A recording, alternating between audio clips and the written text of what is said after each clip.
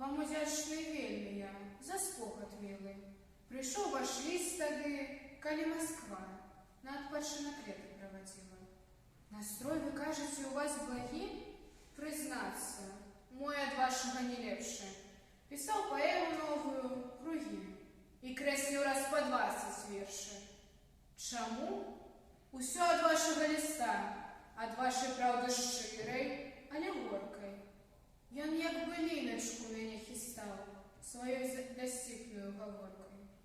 Не ведаю, як толькі перамог сябе самога ў гэтай справе. Калі радок апошні лёг, я з радасцю і кропку ля яго паставіў.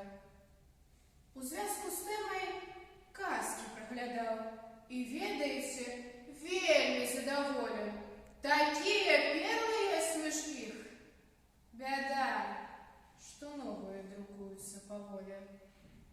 Адну знайшоў, ды проста смех забраў. Музыка ў ёй героем быў цэнтральным.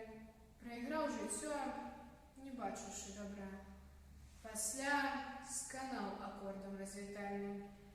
Па смерці пачапіў цымбалы ён, ды на той свет пайшоў, сабе памалу. Адзін пясняр, не так яшчэ даўно, авансам пляцу там узяў кавалак. Прыйшоў, іграў, пакуль не квяліў галоўнага тамчына. І вось яго за карак, за руку, ідзі, адкуль прыйшоў, хлапчына. Ляцеў з цымбаламі музыка ўніз, пашэнціла за хмару зачапіцца. Стае пары між неба і зямлі, вісіць, іграе ў часе навальніцы. Ды шмат яшчэ, бяда вас толькі ў чым.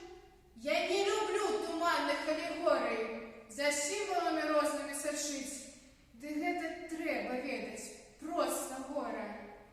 Цяпер, як роднай абяцаю вам, ніякіх сімвалаў, ніякіх алегорый. Калі я новая, удруг што дам.